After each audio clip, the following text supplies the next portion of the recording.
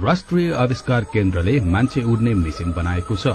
महावीर पुन नेतृत्वको आविष्कार केन्द्रको यो अर्को अद्भुत उड्ने उपकरणको सफल परीक्षण समेत भइसकेको छ।